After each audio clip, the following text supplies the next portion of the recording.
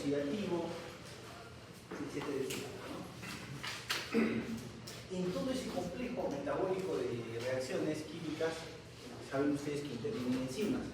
Justamente estas enzimas, que son proteínas, son las responsables de justamente del mantener este tipo de actividades. Estas enzimas, los genes que las producen, se encuentran dentro del genoma. Por eso es que el genoma tiene que ver fundamentalmente con las actividades biológicas de la célula. Algunas consideraciones especiales. Recuerden que el genoma humano ya hemos visto que se compone fundamentalmente de ácido desoxirribonucleico. Esa es la base fundamental. Asimismo, hemos visto que a través del estudio que se ha hecho a través del genoma humano, se ha descubierto de que en toda la extensión del genoma humano se han identificado más de 25.000 genes. ¿Ya?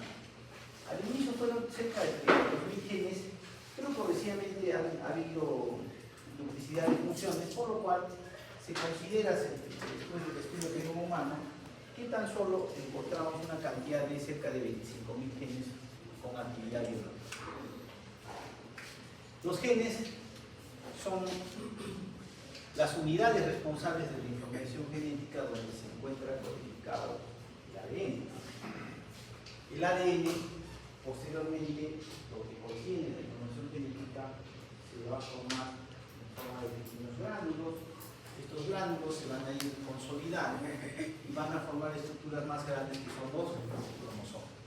Estos cromosomas, su ubicación celular es en el núcleo de la célula, por lo que cada célula posee un complemento cromosómico característico. Ese complemento cromosómico característico recibe el nombre de cariotipo. Cada uno de nosotros tiene un cariotipo específico, ya sea para el sexo femenino y para el sexo masculino. ¿Ya? Entonces, este cariotipo es como el código de barras de cada persona, por lo que aún siendo gemelos, aún siendo hermanos, este complemento cromosómico es completamente diferente de uno al otro. Todas las células que se encargan, digamos, de la constitución de la parte somática, la estructura somática del organismo, son llamadas células somáticas. ¿Ya? ¿Cuáles son las estructuras somáticas? Huesos, músculo, el tejido extracelular, la matriz mesangial, esos son tejidos de sostén. Esas estructuras corporales son determinadas por células somáticas. ¿Ya? El genoma contenido en el núcleo de estas células somáticas, de estas células de sostén, no se dice relleno, ¿no? Son células de sostén, ¿ya? Contienen 46 cromosomas, dispuesto en 23 pares, o sea, de homólogos, ¿no? Eso quiere decir que cada par es de homólogos. Los dos pueden tener las mismas características, ¿ya? Asimismo, dentro de estos 23 pares que conforman los 46 cromosomas, vamos a identificar que hay 22 pares que van a ser similares tanto en varones como en mujeres. Similar, no hay ninguna diferencia. Por lo que del par número 1 al par número 22 los vamos a denominar los autosomas. Estos autosomas, o estos 22 pares de cromosomas, son los que están encargados de fundamentalmente actividades biológicas, y dentro de las cuales están las actividades de las células somáticas. Su numeración de estos autosomas va desde el más grande, que es el par número 1, hasta el más pequeño, que es el par número 22. ¿Listo? Y finalmente el par número 23 son el par de cromosomas sexuales, que son diferentes tanto en el varón XY como en la mujer, que es el XX. ¿Listo? Entonces, autosomas, cuando hablamos de autosomas, estamos hablando del par número 1 al par número 22. Y cromosomas sexuales son el par número 20. Ese complemento cromosómico, compuesto por dos pares de homólogos, determina como una especie de un código de barras es lo que se conoce con el nombre de cariotipo. Los miembros de un par de cromosomas son los llamados homólogos. El más grande es el par número 1 y el más pequeño es el número 20. ¿Ok? El par número 20.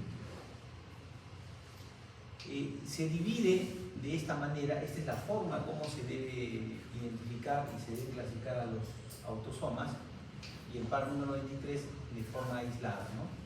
En estos 4 niveles, y que determinan, digamos, alguna alteración del cariotipo. Dentro de la estructura de los cromosomas, miren, acá estamos el par de homólogos. Recuerden que uno de ellos proviene del padre. Azul es padre y el rojo es de parte de la madre. ¿Listo?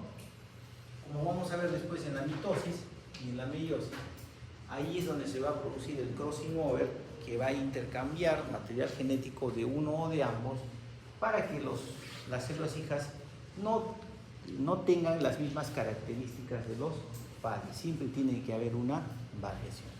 Por eso es que en el mundo es bien difícil encontrar dos personas con el mismo complemento cromosómico, a no ser que sean producto de la clonación. ¿Listo? Entonces, ¿qué cosa es una clonación? La clonación simplemente es la copia idéntica, similar, sin pausas, sin detenimientos, de un complemento cromosómico. ¿Ya? Muy bien. Dentro de los cromosomas, vamos a ver más adelante, vamos a encontrar un brazo corto y un brazo largo. Y está dividido por una estructura que es el centrón. ¿Listo? Pero ¿qué es importante? Es importante la denominación de lo que se llama el locus. ¿Qué cosa es el locus? Locus no es más que el lugar que es ocupado por un gen, el gen de la insulina, por ejemplo. ¿Ya? Ese está en el brazo corto del cromosoma 6, por ejemplo, ¿no? El locus 1446 es el lugar que ocupa el gen de la insulina. ¿Listo? El locus, el lugar. ¿Listo? Y el otro concepto importante en genética es lo que se llama el alelo. ¿Qué cosa es un alelo? Es la forma idéntica o diferente de un gen. Acá tenemos, miren, alelos. Cuando los dos alelos son similares, ya sean dominantes o recesivos, se llaman homocigotos. Cuando los dos los genes son completamente diferentes, uno es dominante y otro es recesivo, entonces se dice que son alelos heterocigotos. Yo tengo el alelo, por ejemplo, de la insulina, el cromosoma 1440, ¿no? En este caso puedo decir que esa persona tiene alelos homocigotos y los dos son recesivos. Pero ¿qué pasa si uno de ellos es deficiente y está mutado? Entonces, si yo digo que este paciente tiene un alelo mutado de la porción 1440 de la insulina. ¿Listo? Es un alelo heterocigoto. Recuerden, el ADN es una macromolécula, es una molécula bastante larga, extensa, compuesta de ácido nucleico polimérico, constituido por 3 porciones importantes. La primera es una desoxirribosa, que es un compuesto de un azúcar con una estructura de 5 carbonos. ¿Qué es lo que tenemos acá? Acá está la ribosa, o llamada desoxirribosa en el caso del ADN. Y en el caso del ARN, recuerden que este solamente es una ribosa. Acompañando a este azúcar se encuentra la base nitrogenada, esta base nitrogenada. Esta base nitrogenada tenemos 4 formas, ¿no es cierto? Una mnemotecnia rápidamente. ¿Cuáles son bases purínicas? ¿Cuáles son las pirimidínicas? ¿Cuáles son purínicas? Entonces la mnemotecnia es agua pura, ¿no es cierto? Adenina, guanina, bases purínicas, se llama agua pura. ¿Listo? Y las pirimidínicas son citosina y timina. En En el caso del ADN es timina. En el caso de ARN va a ser uracil. ¿Listo? Entonces es fácil recordar cómo es que cada una de ellas se pueden identificar como bases jurídicas y timina. Lo que Watson y Crick descubrieron es que había una complementariedad, ¿no? Esa propiedad de complementariedad permitía saber qué bases nitrogenadas se unían con cuál o con tal. ¿Sí? Y gracias a este descubrimiento uno podía ¿qué?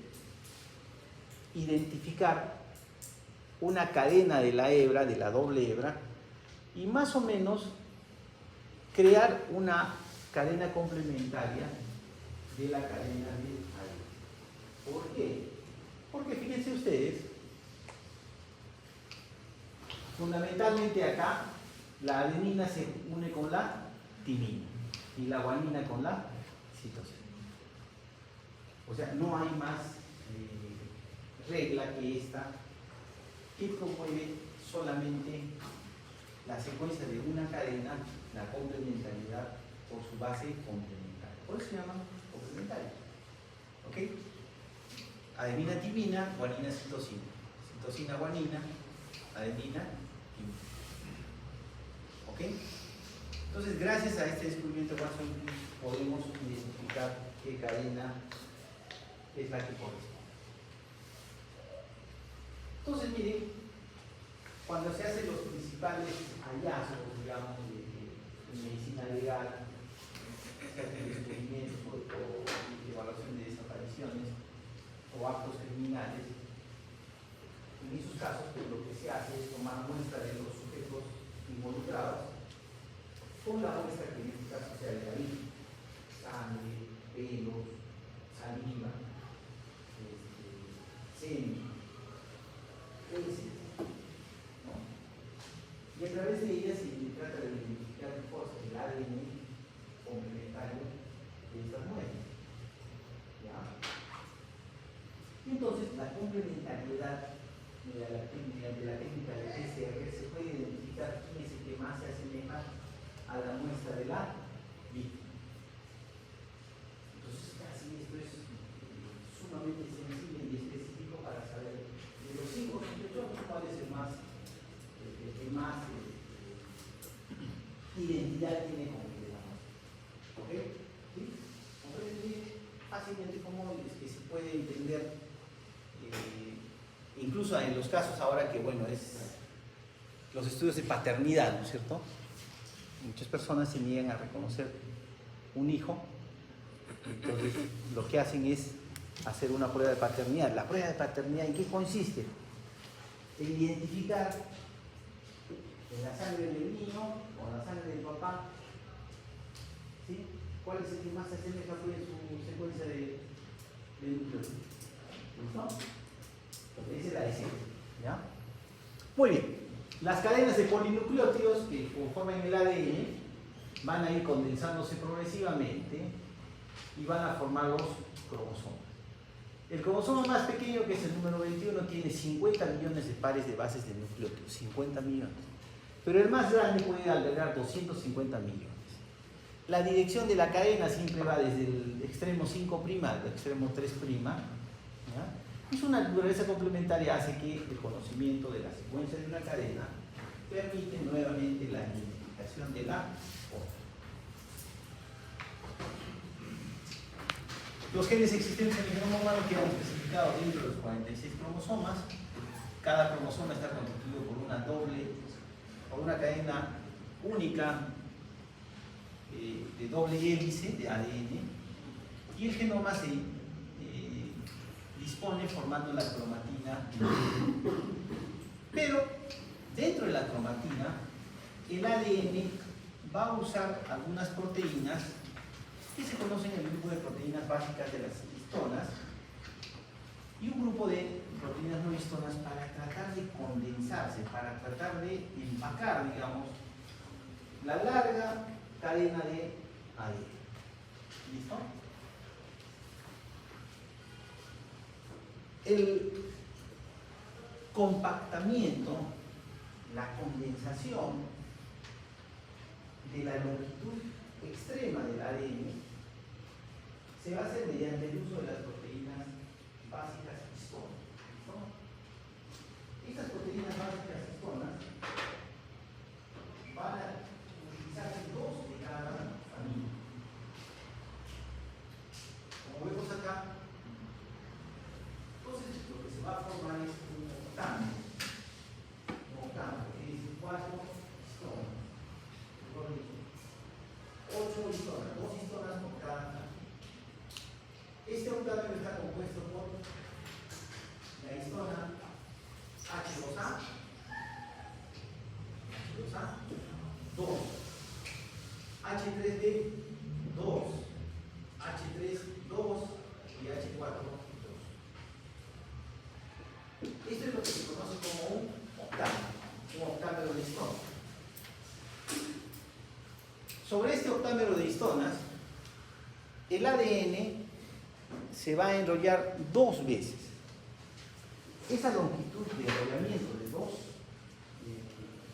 vueltas aproximadamente utiliza 140 pares de bases. ¿Listo? 140 pares. Si yo, por ejemplo, en el examen les digo, no tengo un ADN de estudio en el cual yo voy a encontrar 15.000 octámeros, ¿listo? Diga usted cuántos pares de bases o qué longitud tiene el ADN. ¿Se puede saber o no se puede? Por supuesto. ¿Listo? Muy bien. Después que se ha producido el enrollamiento, hay una histona que va a generar una fijación de las dos vueltas de ADN en la base, que es la histona H1. Para que se vuelva a formar el segundo octámero, debo tener entre 20 y 60 pares de bases de libertad entre el primero y el segundo octámero. ¿Listo? Generalmente en promedio es entre, vamos a poner 40 pares de bases. Es la distancia entre un octámero y el siguiente octámero. De la misma manera, encontramos una muestra que está compuesta por 3.500 octámeros. ¿Ya? Quiero saber cuál es la longitud del ADN. ¿Se puede saber? Sí se puede saber. ¿Listo? Muy bien. Cuando el ADN se enrolla sobre el octámero, va a cambiar de nombre y se va a llamar nucleosoma. ¿Listo? ¿Qué cosa es un nucleosoma entonces? Un nucleosoma es las dos vueltas de ADN y el octámero de histona. Muy bien. Se dice que aproximadamente un cromosoma puede tener más de 1 millón de nucleosomas en toda su extensión.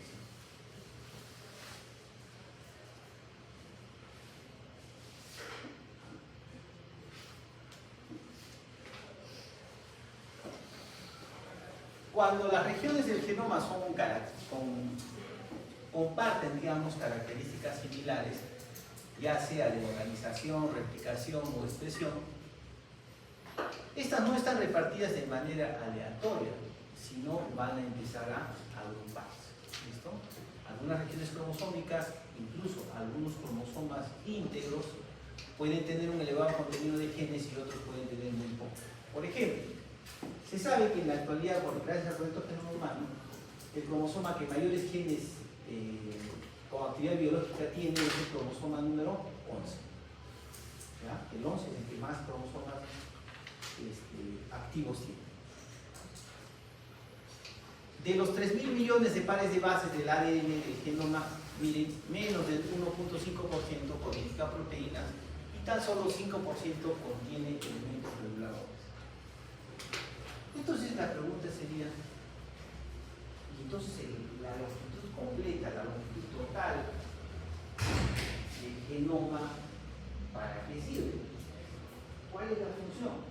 Si nos están diciendo solamente el 5% cumple la actividad biológica, enzimas, canales, bombas, transportadores, cotransportadores, ¿no? Entonces, el resto del ADN, ¿para qué sirve? ¿Para qué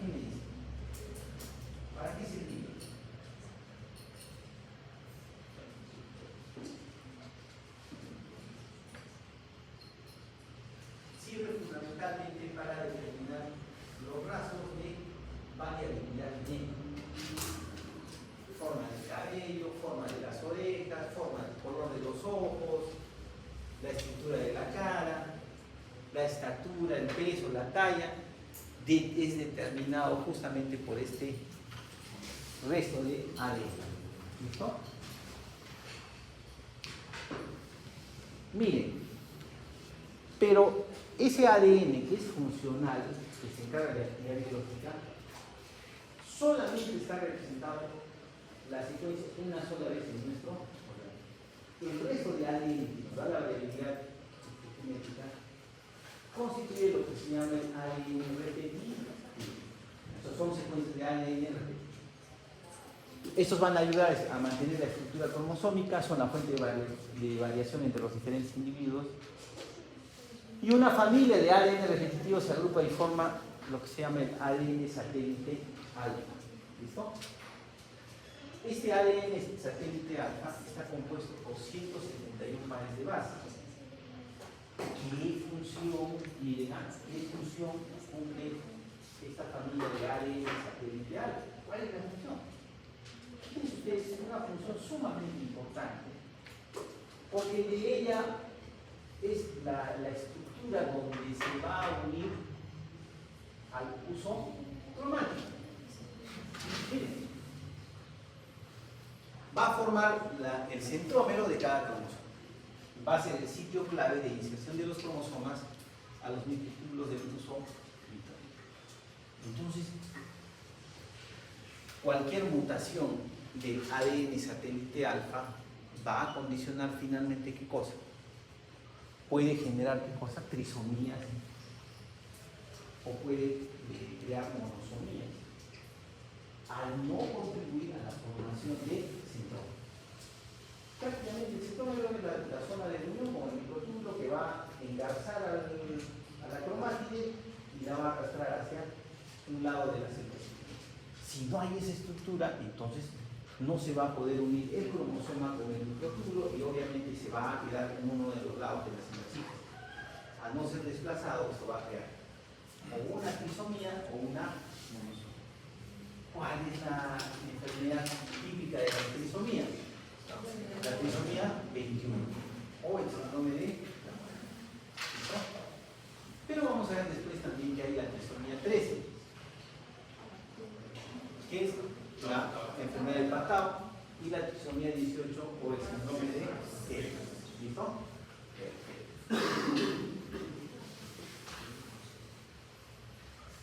Así como hay la familia satélite alfa, también existe la familia ALU y la familia LANI.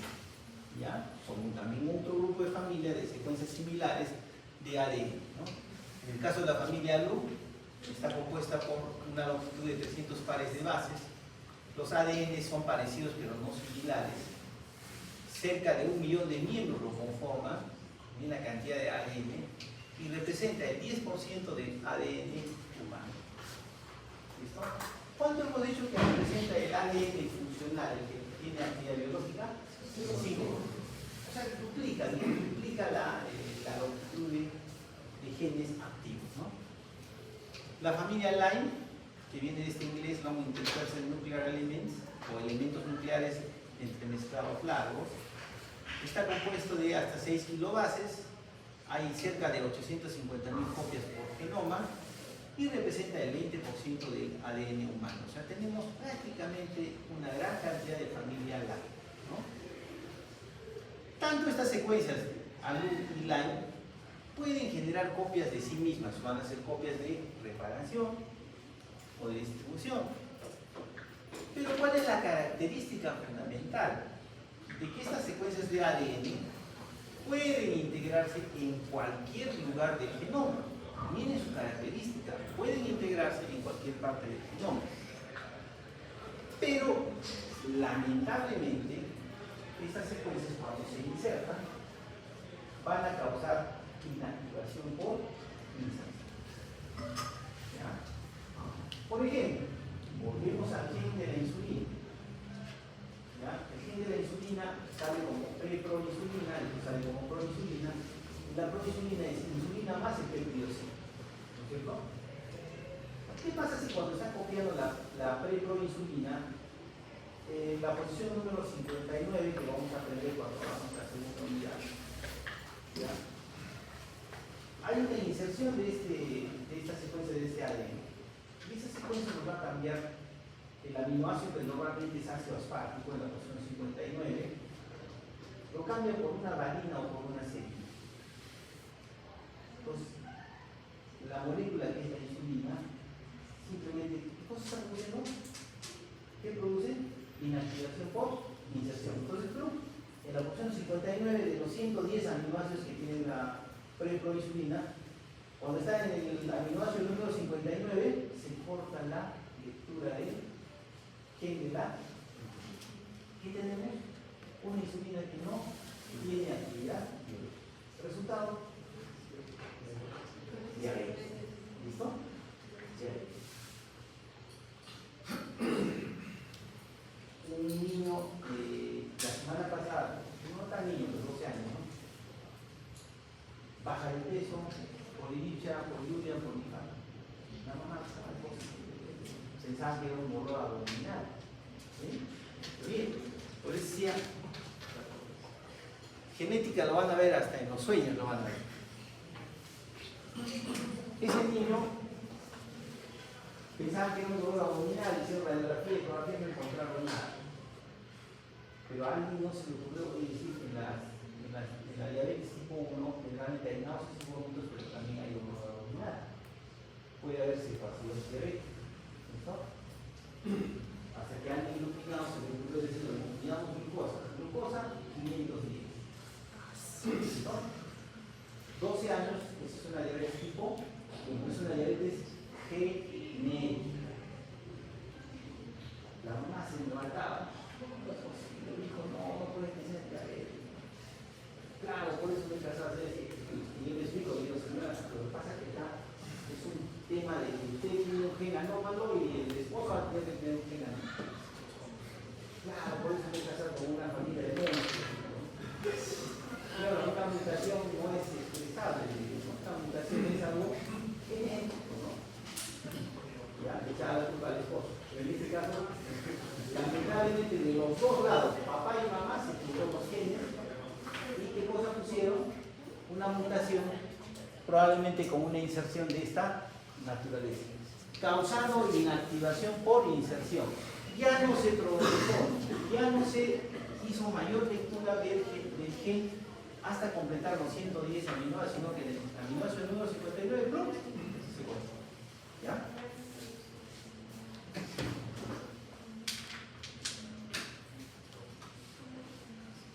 ¿Preguntas?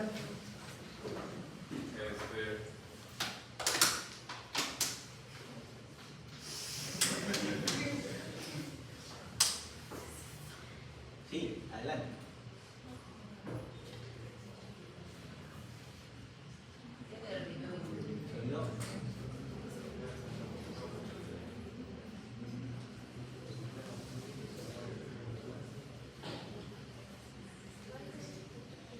Cuando hablamos de genética, hablamos también de que íbamos a conocer cómo es que había un ordenamiento específico de la estructura y organización de los genes. ¿Ya? Que es lo que vamos a ver ahora.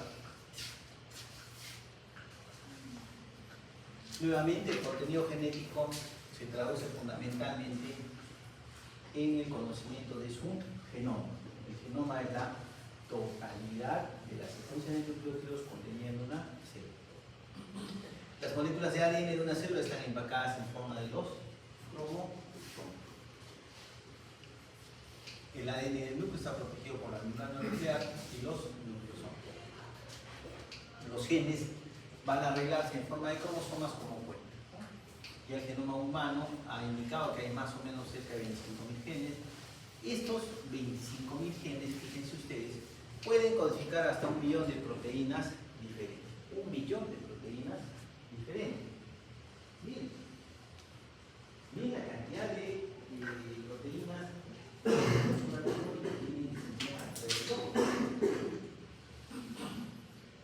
El cromosoma 11 es el más rico en genes, tiene más o menos cerca de 1300 codificadores de proteínas.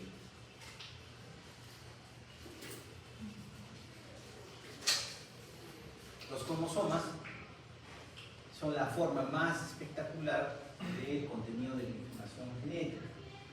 actualmente se puede hacer estudios como los que estamos viendo de la técnica FISH. En la técnica FISH podemos usar sondas marcadas con fluoresceína dirigidas contra determinados segmentos de cromosomas. Lo que sabemos en la actualidad es que todos los cromosomas, ¿qué estructura fundamental tienen? Centrómero, todas tienen centrómero. Entonces usamos sondas FISH para el centrómero. Y vamos a tener una imagen como esta, que nos permite identificar los tipos de cromosomas. Y vamos a ver más adelante los cromosomas procéntricos, heterocéntricos, metacéntricos y submetacéntricos. Pero esta imagen es muy importante. Se ha usado después de anticuerpos tenidos contra los centrómeros que están en amarillo. ¿Ya?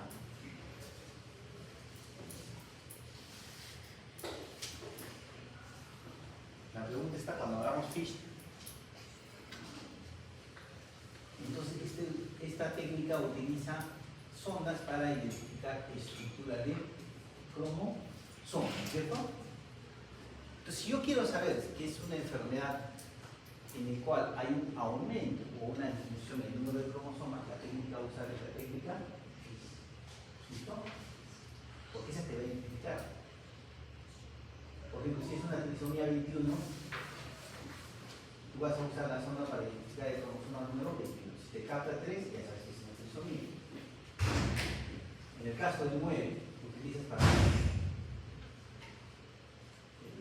identificar el cromosoma 9 y solo tienes uno, ¿qué significaría eso? Monosomía de 9. ¿Ya?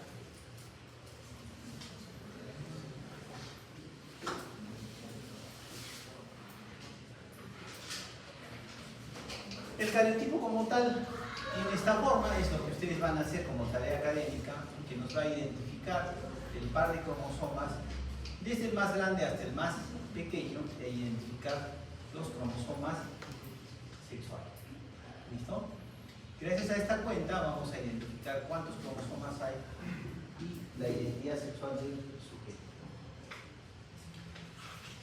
Pero para esto nosotros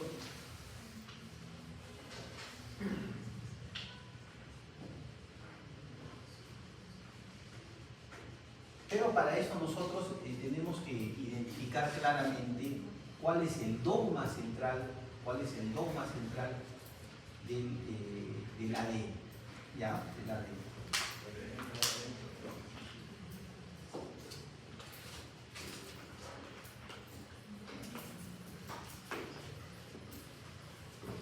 ¿Listo? Ese dogma central es algo que normalmente se ha ido, a través del tiempo se ha ido inculcando, se ha ido reconociendo, porque ¿cómo es posible que una secuencia de nucleótidos identificada en el ADN de la persona, ¿sí?, pueda traducirse en una actividad biológica de una enzima o un canal de sodio, de potasio, de calcio? ¿Sí? Entonces, esa traducción trataba de ser identificada y que progresivamente con los estudios médicos se fueron identificando. Ahora se conoce claramente ese dogma central de la genética, que es cómo a través de la identificación del ADN debe haber secundariamente la transcripción hacia el ARN y luego el proceso de la lectura, que es la síntesis de una proteína. ¿Listo? Como una secuencia de nucleótidos, adenina, guanina, citosina y timina, puede generar una secuencia de aminoácidos, de glutamina, de ácido aspartico, de valina, serina, ¿no? ¿Cómo es que acaso tiene ojos, acaso tiene una expresión real? No, son estructuras químicas, son estructuras moleculares. Pero gracias a esa interpretación de esa secuencia es que yo puedo identificar y puedo generar una actividad biológica que en este caso puede ser una enzima. ¿Listo? Fíjense ustedes que ese dogma central no ha cambiado hace más de 25 años luego del proyecto Genoma Humano. ¿Listo? No ha podido ser cambiado, se mantiene. ¿Listo? ¿Qué pasa, jóvenes, si en este momento, miren, vamos a hacer lo siguiente? ¿Qué pasa si yo en este momento yo les empiezo a dar la clase en inglés? Probablemente muchos de ustedes lo que van a hacer es, ustedes tienen estudios básicos de inglés, ¿no es cierto? ¿Sí? Entonces muchos de ustedes van a entender algo de lo que yo estoy hablando. ¿Qué están haciendo con esa acción? Están traduciendo, exactamente. Ahí viene el tema de la traducción, ¿no? Ese es el segundo paso. El primer paso es la transcripción. Yo voy a transcribir. Yo quiero que usted me copie la tabla del 15 por 15. ¿Usted qué está haciendo? Está transcribiendo, ¿no es cierto? Está haciendo mecánicamente. El problema surge durante el momento que ese ARN como mensaje de que sale al citoplasma. Y en el citoplasma lo que va a ocurrir es el segundo proceso más importante de la traducción. Entonces, el dogma central se produce primero por transcripción del ADN, de ADN a ARN, y ese ARN en el citoplasma va a generar una segunda acción que es la de traducción. Es la parte más difícil de la transcripción del ADN. Ahí está. ADN a ARN proviene del proceso de la transcripción. Y finalmente, el segundo proceso que es la traducción. Ojo, la traducción tampoco tiene ojos, sino actúa también en base a los famosos criterios. Entonces, el dogma central, ADN, ARN, proteína.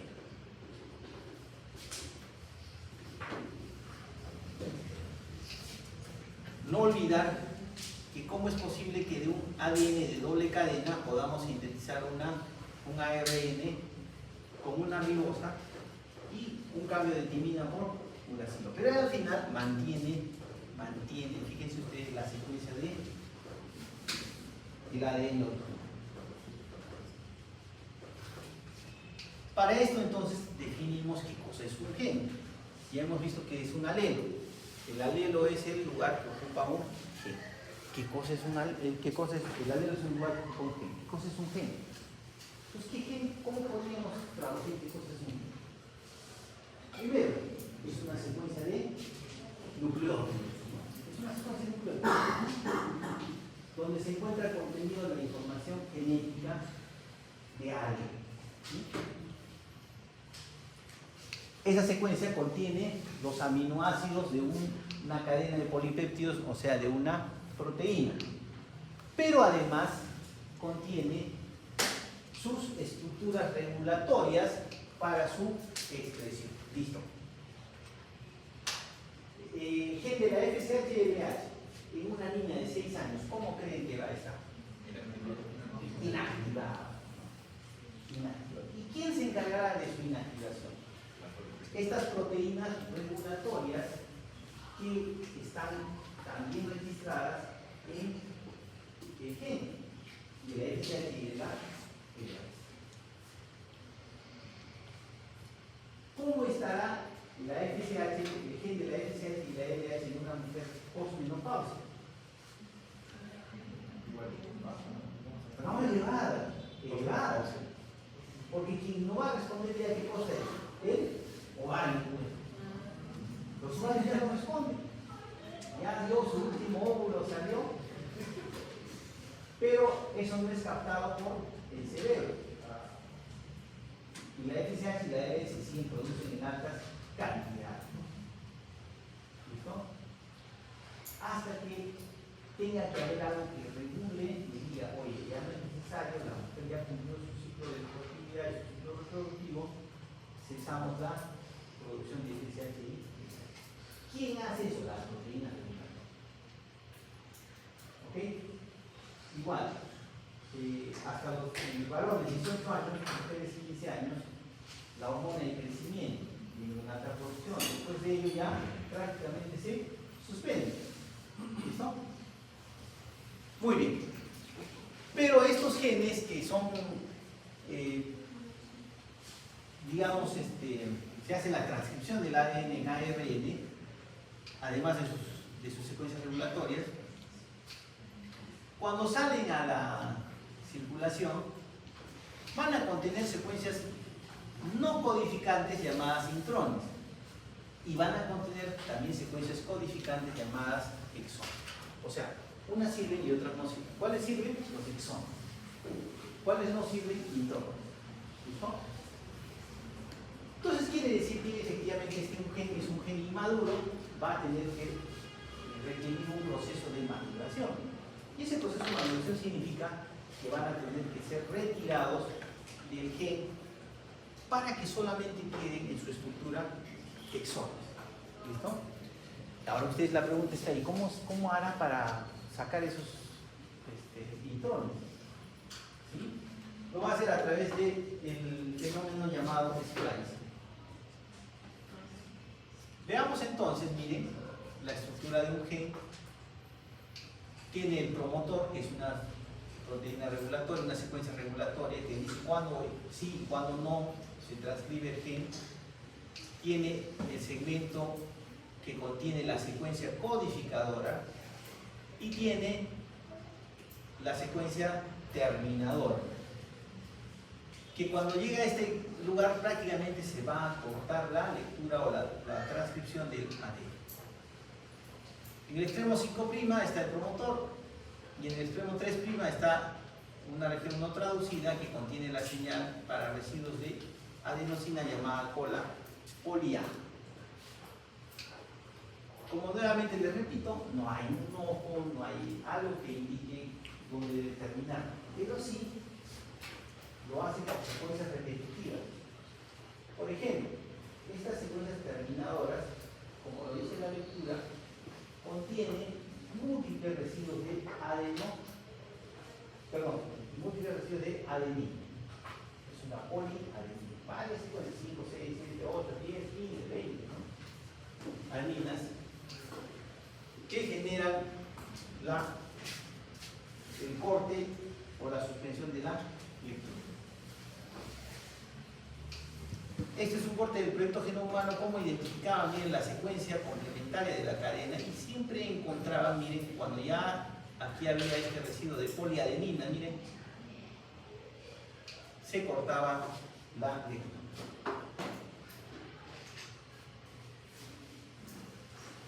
Además de la maduración de los genes de ADN, miren, teníamos también, o tenemos, mejor dicho, en las células, otro tipo de ADNs que también se van a transcribir.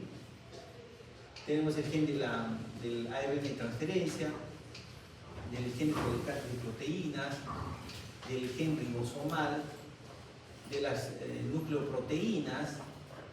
Es decir, existen varios ADNs que también son importantes durante el proceso de transcripción y producción de ADN. ¿Listo? Dentro de las familias de genes ya hemos visto la familia Line, la familia Album, hemos visto la familia del DNA satélite alfa, pero también muchos genes van a pertenecer a familias de secuencias de DNA estrechamente relacionadas, debido a la similitud de sus núcleos. ¿Dónde estas familias se localizan? ¿Dónde? En el cromosoma 11. ¿Qué hemos dicho? El cromosoma 11 es el más. ¿Listo?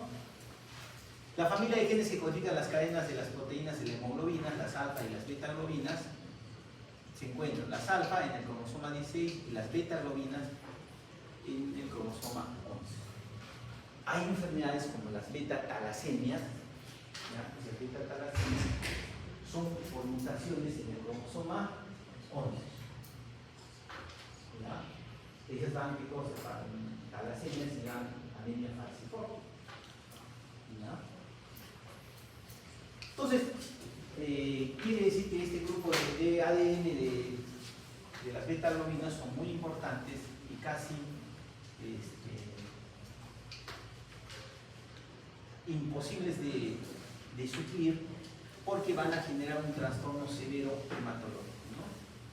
Hay otra familia de genes del receptor olfatorio llamada familia OR, son 350 genes, se localizan en todo el genoma y en casi todos los cromosomas, pero más de la mitad de estos genes se encuentran en el cromosoma 11. Esta familia de genes del receptor olfatorio OR son los responsables, fíjense ustedes, de los llamados segundos mensajeros. ¿Por qué? Porque estas van a codificar proteínas de acoplamiento a las llamadas proteínas G. Ustedes ya han visto bioquímica y biología molecular. Recuerden que los segundos mensajeros son aquellos que utilizan el AMP cíclico, ¿no? Acoplados a las proteínas G. Y esos son los segundos mensajeros que activan también funciones biológicas. ¿Ya? Miren, ¿cómo es que se produce la expresión génica y la transcripción? ¿Ya? Acá está el promotor, viene la edad de 12 años, en el caso de las mujercitas, ¿sí? El promotor empieza la menarquia, primero activando la transcripción. Activa la ARN polimerasa, se empieza por complementariedad a formar el ARN del gen de la FSH o la LH, hasta que llega a la secuencia de los terminadores. Se encuentra con la cadena poli A y finalmente el ARN sale por transcripción de ADN. ¿Listo? Recuerden, este ARN contiene genes codificantes y secuencias no codificantes. Contiene intrones y contiene exones. ¿Listo? Perfecto. La enzima que hace la copia y el elongamiento del ADN, esta ARN polimerasa 2, ¿ya? La transcripción empieza desde el extremo 5' al extremo 3', la cadena se lee del 3' al 5', el RNA primario es envuelta en una estructura de protección que se llama papel. ¿Listo? Ya tenemos la región del gen, donde vamos a encontrar, miren, exón 1, intron 1, exón 2, intron 2, exón 3, entonces acá tenemos 2 intron.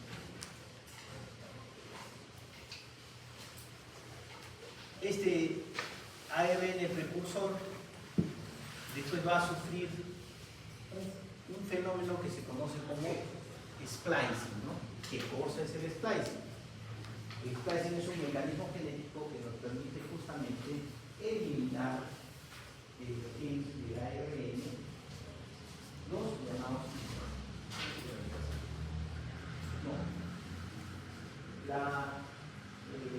los splicing generalmente es un proceso que se llama de corte y empate.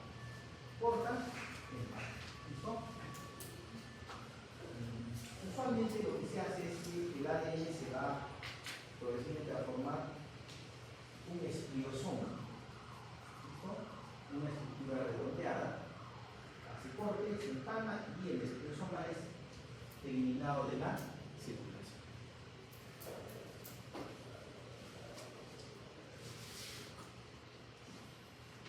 Entonces acá tenemos exón 1, exón 2, intrones. Miren, van a ser eliminados el intrón y generalmente tenemos un RNA maduro donde está compuesto solamente de exón. La poliadeninación es muy importante, recuerden que esto va a generar el corte y la lectura de la lectura en esta posición. En el caso de los RNA de transferencias también tiene que tener un proceso de maduración donde identifique solamente el triplete específico para cada aminoácido. El espliosoma, como está preguntando su compañero, aquí miren, fíjense ustedes, en la zona de unión del exón con el intrón se va a elevar, va a formar una estructura semicircular y a través de las ribonucleoproteínas se va a generar el corte y la eliminación del espliosoma. Ahí vamos a tener nosotros finalmente un RNA maduro. ¿Cómo es que la secuencia, fíjense ustedes, tiene que hacerse casi similar en la secuencia entre la unión del intrón con el exón y genera finalmente una complementariedad que hace que se elimine este intrón del RNA maduro? ¿Listo? El RNA maduro es traducido a una proteína mediante una variedad de moléculas de RNA de transferencia, cada una es específica para un aminoácido. La clave de la traducción es la interpretación de una secuencia de 3 nucleótidos que van a ir a identificar determinado aminoácido, ¿ya? Que se conoce como el nombre de codón. Pero, recuerden, si son 3 bases y tenemos 4 nucleótidos, las posibles combinaciones posibles son, ¿cuántas? 64 combinaciones posibles. 3 a elevado a la potencia 4 son 64. ¿Sí? Pero ¿cuántos aminoácidos tenemos? ¿Cuántos aminoácidos tenemos? 20. Ahora dicen que son 21 con la taurina, ¿no? Aunque la taurina solamente es cerebral, pero son 20. ¿Cuáles de esos aminoácidos son esenciales? No, esenciales. ¿Cuáles son los aminoácidos esenciales? A ver, ¿cuáles son?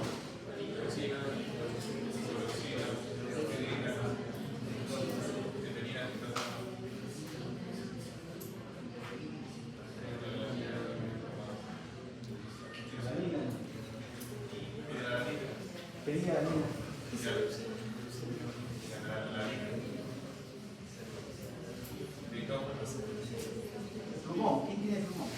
Exacto.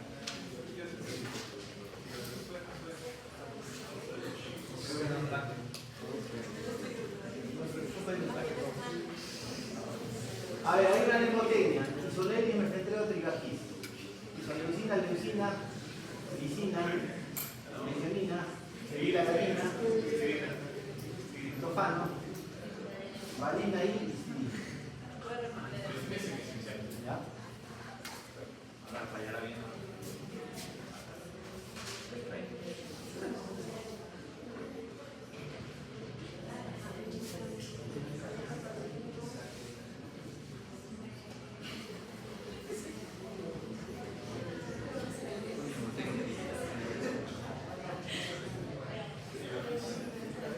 ¿Listo?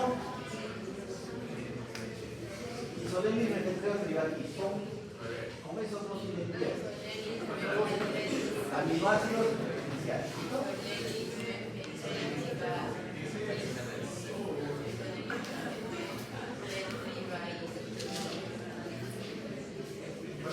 Entonces, ¿qué quiere decir? Pero si solamente yo tengo 20 aminoácidos,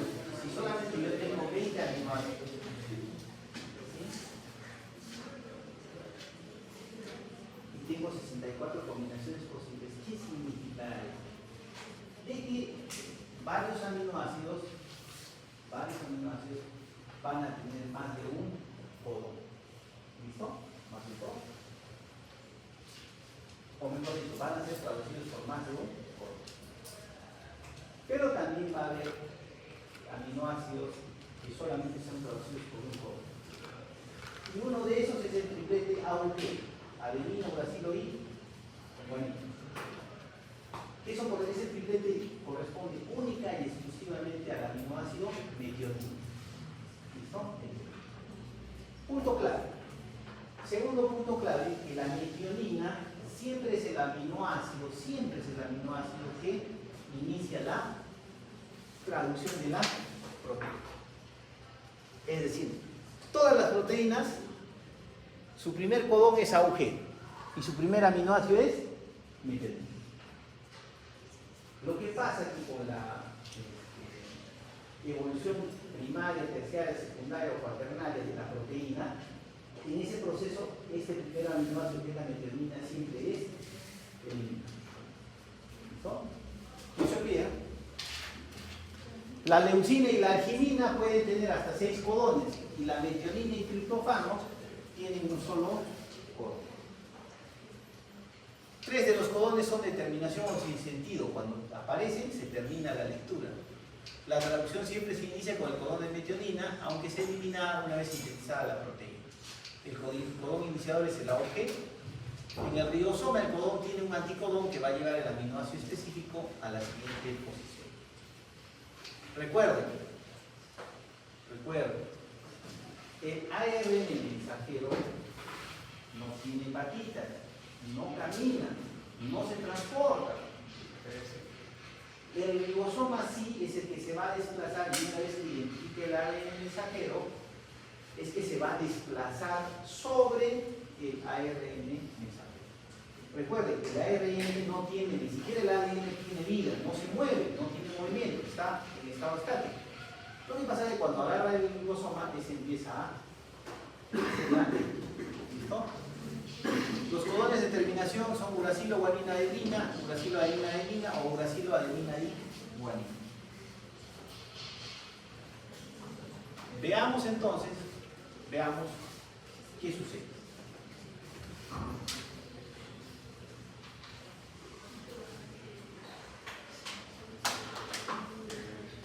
Profesor, Sí. los compañeros tienen clase de prácticas de histología a las 2:40, ¿no? Y No, 1:50 terminamos. 50. A veces para que tenga tiempo para almorzar. Tú vienes de vacaciones, pero ¿cómo vas a almorzar? Cosa del último año, porque el tercer año ya vas a tener tiempo para almorzar. ¿Ya? Bien, lo que pasa es que esta carrera es bastante certificada. Olvídense de tener ya buenas noches, buenos días, buenos fines de semana, ¿ok? Tiene que aprender a comer parados, se va a comer parados. Tiene que aprender a dormir parados, se va a dormir parados. Pero también hay otro de las centrales. Cuando se hace actividad hospitalaria, en el momento que tú puedas comer, en el momento que tú puedas comer, porque no sabes lo que va a tomar para adelante. ¿No? Obviamente si yo les digo con el afán de que sean competitivos, no sean como los como estamos viendo en el hospital. Y de verdad que da mucha pena, no han ingresado médicos más jóvenes y más nuevos, pero sin un sentido de humanidad, de implicación, ¿no? O sea, cuando el personal nuevo entra, tiene que venir a aportar, tiene que venir a sumar, tiene que venir a restablecer problemas que hay en el hospital, no a crear más problemas, ¿no? Pues no dejar el trabajo para el siguiente. Eso no puede pasar. Todos los días yo paro peleando por eso, ¿no? Anoche hemos empezado un paciente con ácido isquémico. Hemos tenido que incubar y poner la máquina, ¿no? Se ha morido, ¿qué está esperando? Le digo, tiene toda la trayectoria de la cerebral media, se ha infartado. Ya te está haciendo desviación de la línea media, te va a comprimir las amígdalas y el tronco principal. ¿Qué va a hacer el paciente? Paro. Ya. Estamos hablando del paciente hace paro. Uy, ¿qué van a decir? Bueno, ¿qué pasa? Lo sabía, ¿no? No, eso es el conocimiento que viene, la experiencia que dice qué es lo que va a pasar con el paciente. Un paciente con diarrea tiene, no lo trata, se deshidrata, ¿qué cosa va a traer como consecuencia? Insuficiencia renal, va a terminar en diálisis y se va a morir. Un paciente con hipertensión arterial no le bajas adecuadamente la presión arterial, ¿qué va a pasar con el paciente? Infarto cerebral, muerte cerebral. Un paciente no lo operas con un apéndice de 12 horas, a las 12 horas el apéndice perfora. Ya no entras por apendicitis, entras por peritonitis. Oye, eso no puede pasar. Y eso está pasando ahorita. En los dos hospitales está pasando eso. O sea, no puede pasar. O sea, yo sé que a las 12 horas yo tengo que apurarme, señores. 12 horas de ese paciente recuperado porque el apéndice ya está fregado. Se va a reventar. Viene el paciente con 180 con 100 de presión arterial. Tengo que bajarle la presión. Tengo que hacer algo por el paciente. Entonces, ese tipo de cosas no puede pasar. Yo los invito siempre. La labor de nosotros como docentes no solamente es la parte, digamos, conceptual, ¿no? Sino tiene que ver el tema actitudinal. ¿Ya? Porque recuerden, de acá a unos años, la salud de nosotros mismos y de sus compañeros va a estar en la mano de ustedes. Va a estar en la mano de ustedes. Por ejemplo, han visto lo de la presidenta, ¿no es cierto? Cómo nos ha engañado vilmente, ¿no es cierto? El informe operatorio, ¿qué dice? ¿Han visto el informe operatorio? Hasta 4 cirugías, ¿no es cierto? Son cirugías estéticas.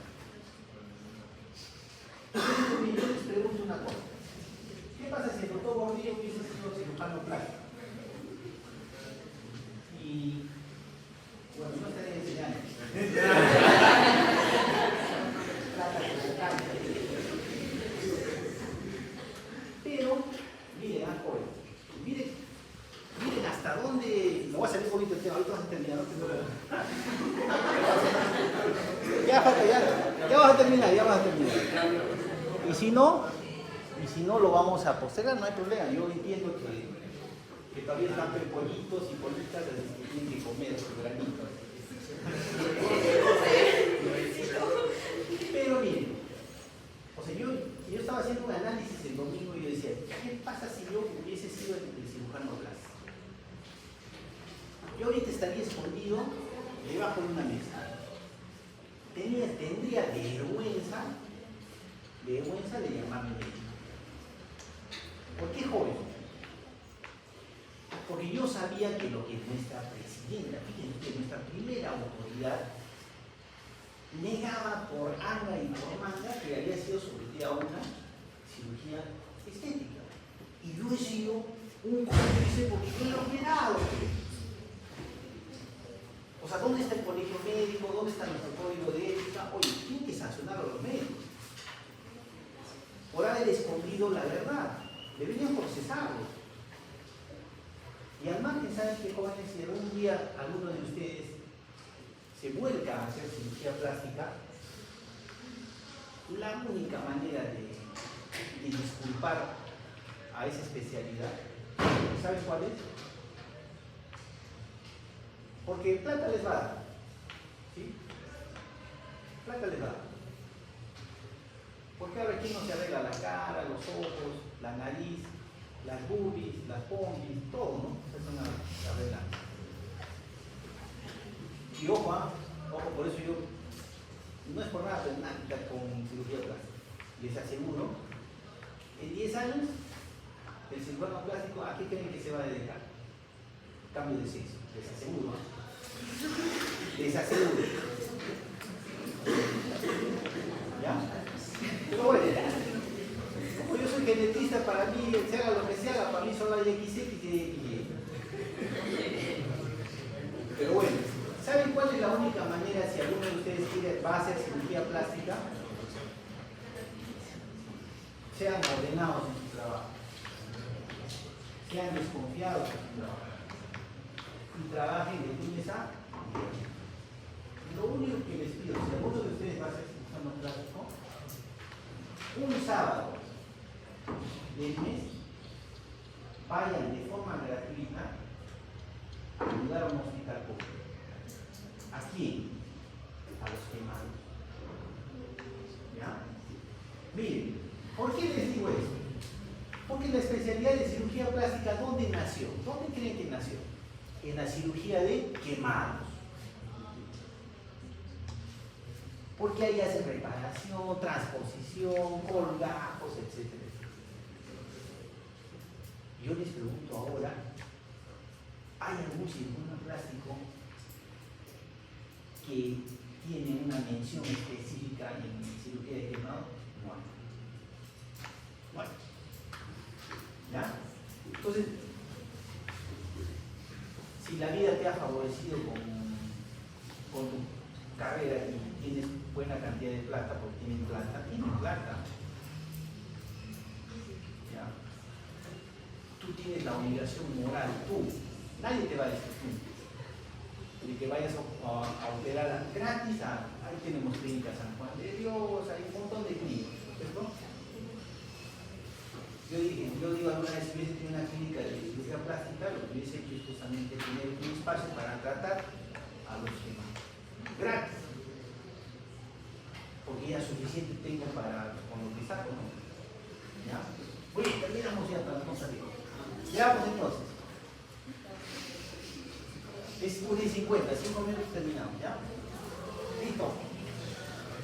¿A quién es la otra clase?